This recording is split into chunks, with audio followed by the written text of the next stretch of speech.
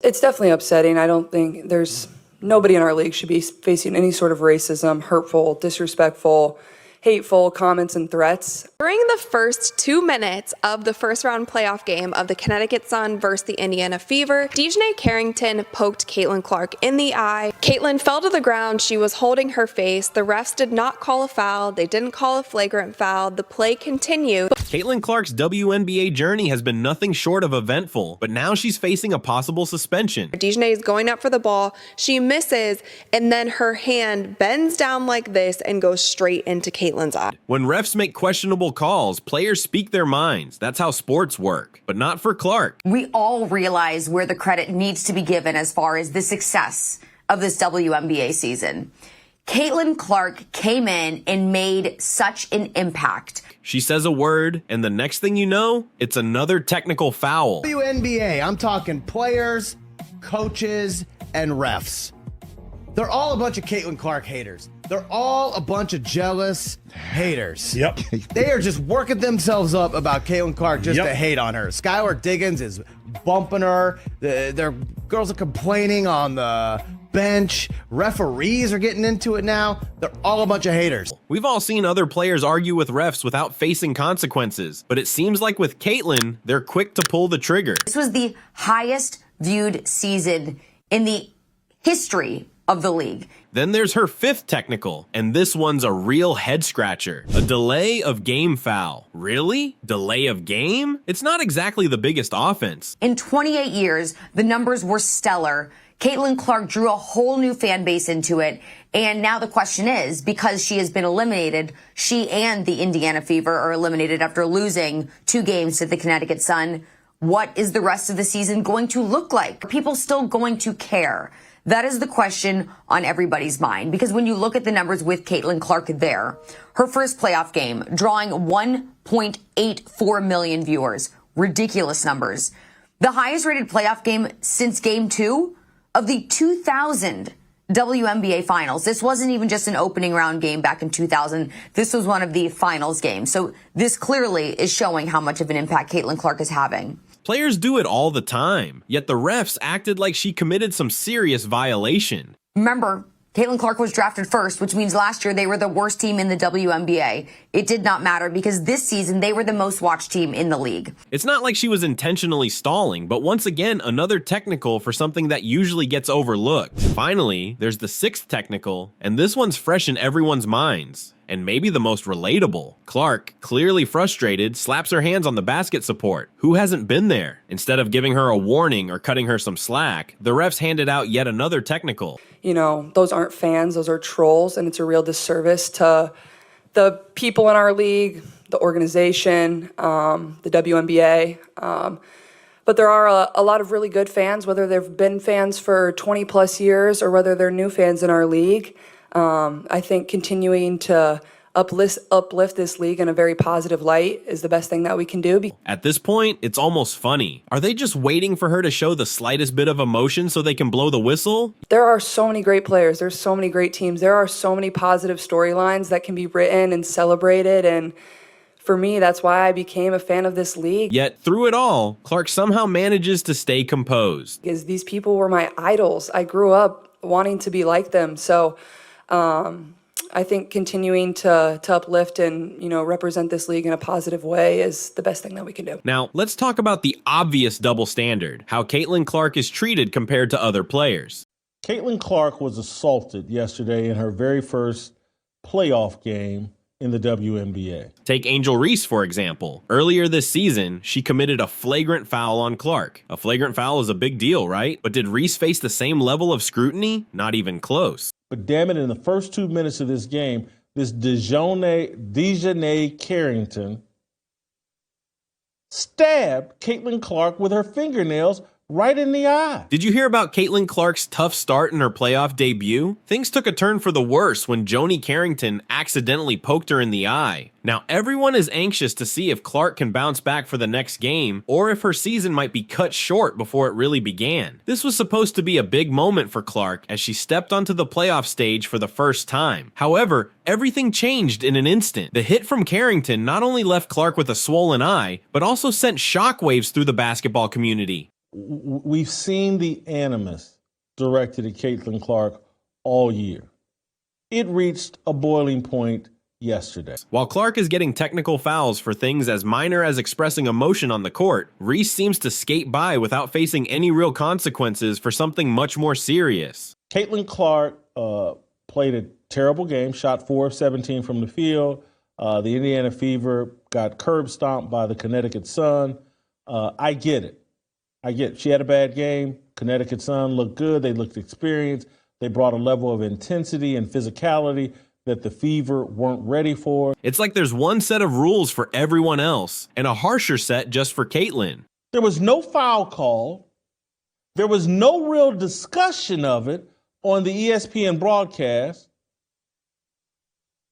ESPN wrote a story after the game that did not mention that the biggest star in the history of the WNBA, the first woman to ever be the biggest star in American sports, was assaulted 2 minutes into the game on a dirty play with one of these women with these long fake fingernails that stabbed her in the eye. How is that fair? The truth is, Clark's technical fouls aren't because she's being reckless or aggressive. They come from her passion, intensity, and sure, sometimes frustration. But those are the exact traits you want in a player who's giving their all to the game. Yet, she's still being penalized. Meanwhile, other players seem to get away with far worse behavior, and no one even bats an eye. This inconsistency is frustrating, not just for Clark, but for her fans and anyone who cares about fair officiating. Clark is out there, taking hard hits and pushing through pain that often doesn't get called. But the second she shows any reaction, she's the one getting punished. You can't blame her for feeling fed up. Anyone would in her situation. The real issue isn't just whether she'll face suspension. It's why the WNBA is letting this kind of treatment happen to a player who is clearly transforming the sport. Caitlin Clark is not one to make excuses. During the Fever's Game 1, where they lost 93-69 to the Connecticut Sun, the rookie guard from Indiana was struck in the eye by Dijonai Carrington just a minute and a half into the game. Despite having a tough time with her shooting, Clark didn't blame this incident for her performance. "I obviously got hit pretty hard," she mentioned to reporters, "but I don't think it affected me. I felt like I had good looks. They just didn't go in." In that game, Clark shot 4 for 17 overall and only managed to hit 2 out of 13 attempts from beyond the arc. She ended up with 11 points along with 8 assists, 4 rebounds, and 3 steals. Although she made contributions in other areas, her shooting woes hindered the Fever's offensive efforts, putting the team in a precarious position as they face elimination. First basketball star Caitlin Clark was chosen as the Associated Press's WNBA Rookie of the Year. Clark was also named in the AP's All-WNBA First Team and the All-Rookie Team. The 22-year-old became the first rookie to record a triple-double. On Sunday, Caitlin Clark, the guard for the Indiana Fever, was unanimously named the 2024 WNBA Rookie of the Year. This award comes after she was recognized as a 4-time WNBA Rookie of the Month and received accolades as a 3-time WNBA Eastern Conference Player of the Week, along with being the Player of the Month in August. Caitlin Clark is taking over this league. And every passing game that she does something awesome, it makes the decision to leave her off the Olympic team that much stupider. Clark now stands alongside Aaliyah Boston as one of the only players from the Fever to win this prestigious honor. You know what the average attendance is when Caitlin Clark plays, home or the road? What? 15,300. Wow. She also earned a spot on the All-WNBA First Team, joining stars like Nafisa Collier, Brianna Stewart, Alyssa Thomas, and Aja Wilson. But the best basketball of the weekend, the best player in America, the best shooter in America, Caitlin Clark. Additionally, she was selected for the AP All-Rookie Team alongside Camila Cardozo, Leonie Fibich, Rakea Jackson, and Angel Reese. This is expected of Caitlin Clark. She's supposed to be great. She's not the Rookie of the Year. Angel Reese is, because that's a surprise, which to me is wrong, because Angel Reese was the best player on the team that won a national championship in college. It's not like she came out of nowhere.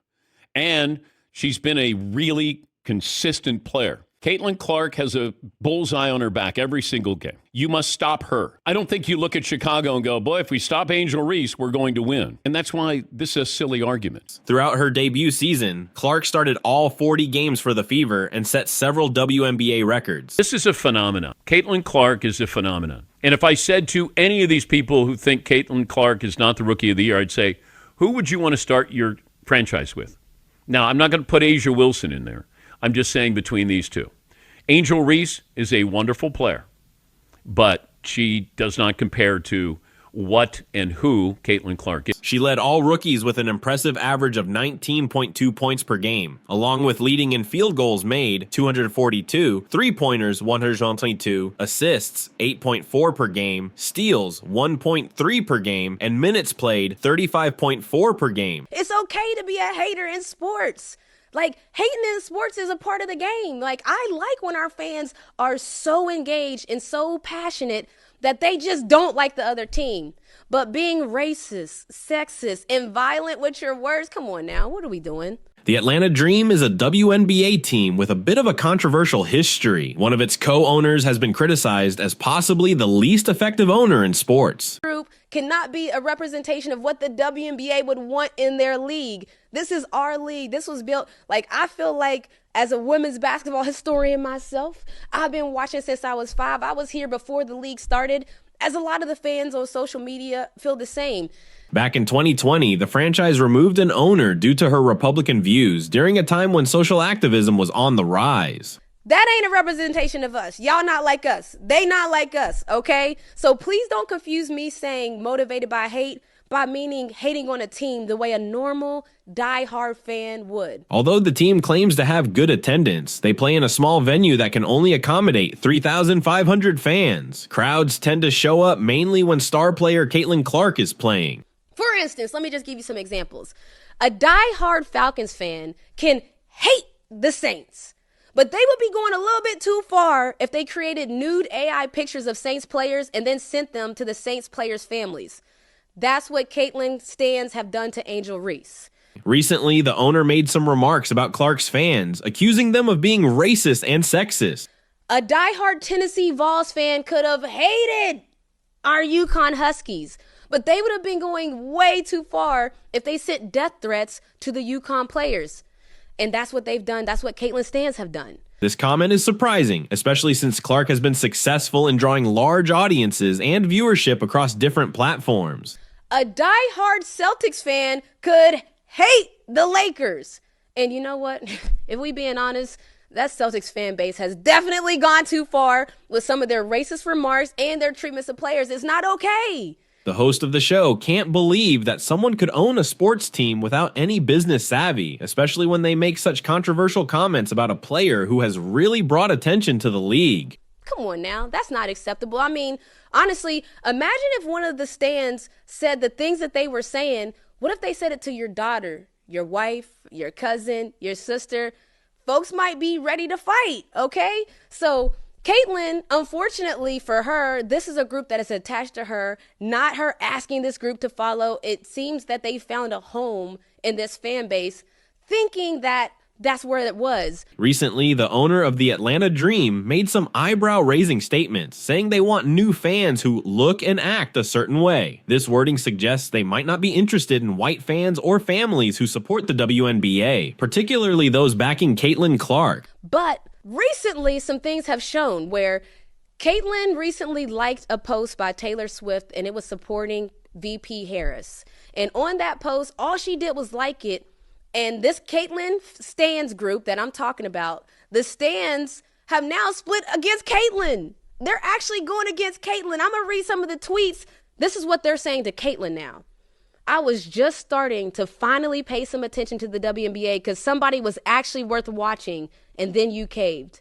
Another fan said, definitely should have stayed out of politics at Caitlin Clark. I love watching you, but now I refuse after seeing you support Taylor Swift and Kamala. Why did you like Taylor Swift's post endorsing Kamala? We thought you were like us. What's going on? Her comments seem to reflect what Angel Reese said on her podcast, where she accused Caitlin Clark's fans of being sexist and racist. So Caitlin had these big expectations when she came into the league, and she's clearly exceeding all of them, not on the court, not only on the court, but off of the court, being an ambassador for these brands. While it's true that there are some problematic fans on both sides, it's not fair to label the entire fan base based on a few bad apples. But something sinister is happening online with Caitlin's fan base and these stands that needs to be addressed. So all I'm saying is sports hate is okay. It's acceptable. It's actually welcome. We love the passionate fans. Beyond her rookie class achievements, Clark also topped the entire league in assists with 337 and in three-pointers made. She scored a total of 769 points, setting records for both rookies and point guards in a single season in WNBA history. Her 769 points are not just a franchise record, but also mark the highest total ever for a point guard in a single season across the league. Moreover, her 337 assists broke the previous record of 316 for single-season assists. Clark also recorded the most double-digit scoring games by a rookie with 35 and had 14 double-doubles, both franchise records as well as rookie records in the WNBA. Additionally, she made history as the first rookie to achieve a triple-double and became the first player in Fever history to do so. As the Fever gear up for their playoff journey, Clark aims to keep her momentum going as they face off against the Connecticut Sun for Game 1 of the 2024 WNBA playoffs on Monday at Mohegan Sun Arena.